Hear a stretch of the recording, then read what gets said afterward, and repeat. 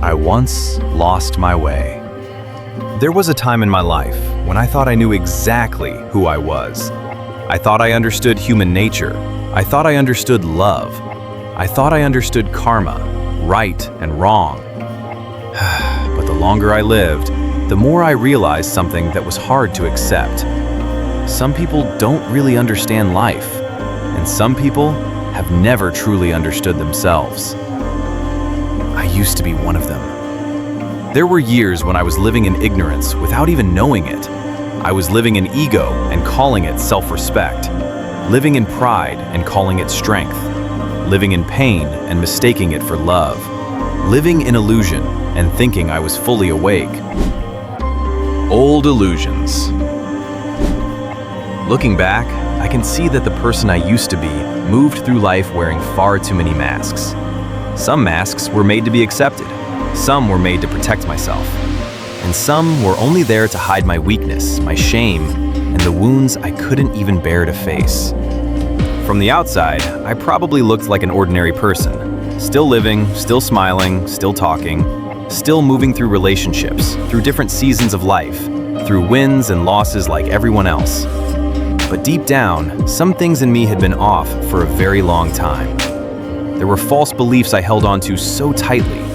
There were ways I looked at life, at people, at love, and only much later did I realize they didn't really come from wisdom.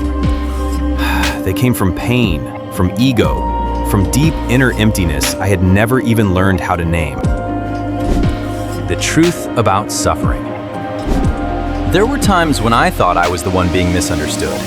Times when I thought I was the one getting the short end of the stick. I thought the wounds I carried came from life, from other people, from fate, from circumstance. But the deeper I went within myself, the more I came face to face with a truth that hurt even more. Some of the suffering in my life did not come from other people alone. Some of it came from my own choices, from the way I reacted, from the darker parts of myself I kept avoiding, from the moments I wasn't awake enough to see that I, too, was causing pain to others, even while I still believed I was the one in the right. Life did not break me all at once. It did it slowly, quietly through relationships that went nowhere, quietly through disappointments, quietly through the friction with family, friends, lovers, co-workers, people who were once close to me, and even those who eventually became rivals or enemies in my own heart. Quietly through pain that kept repeating itself until I had to ask, why does the same kind of hurt keep coming back into my life wearing different faces?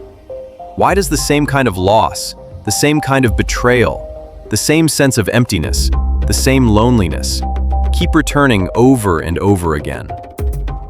Was life being unfair to me? Or was there something within me that I still had not been willing to see? Turning inward.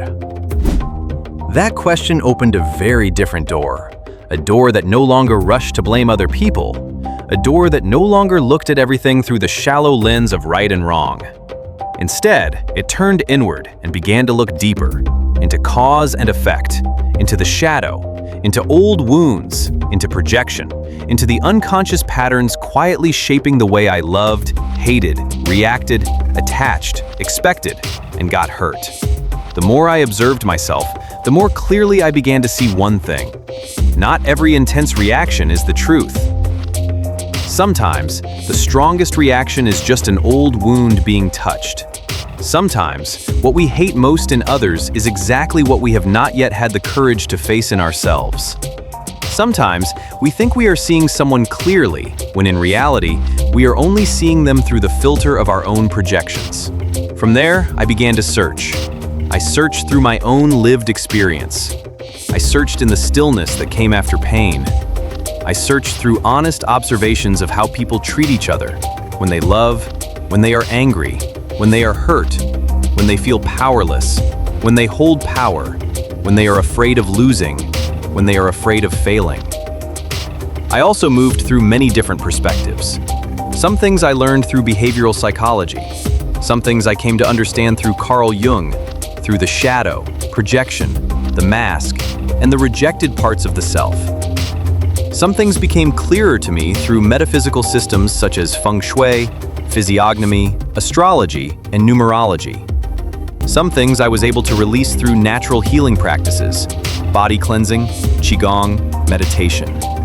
And there were truths that slowly became clearer to me about karma, unconditional love, soul recognition, kindred spirits, twin flames. Truths I encountered across different religions, different schools of thought, different teachings, things that can never be fully understood through intellect alone, but only begin to carry real weight once you have lived through them yourself. But the farther I went, the more I realized this journey was not making me greater than anyone else. If anything, it was stripping away my illusions about myself. It taught me that knowing a few theories does not mean you have transformed. Being able to say profound things does not mean you have lived profoundly. Understanding pain does not mean you will never inflict pain on others. Knowing about the ego does not mean you have transcended it. Some lessons, life makes us pay for dearly before we finally understand them. Some truths can only be touched after a person has been broken open enough to become humble. And maybe that is exactly why this channel exists. The journey back. This channel was not created to teach anyone how to live. I am not here as a teacher, and I have no desire to stand above anyone and offer advice. This is simply the diary of a soul that once lost its way.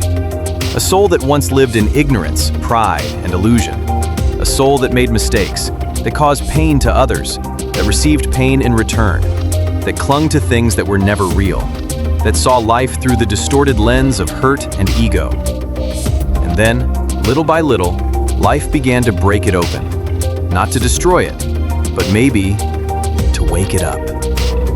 Here I will share the stories that have passed through my life, the people I have met, the collisions I have gone through, the relationships that left their marks on my mind, the illusions I once believed were true, the lessons I have learned about love, human nature, the shadow, betrayal, greed, fear, ego, loneliness, awakening, and the long journey back to myself.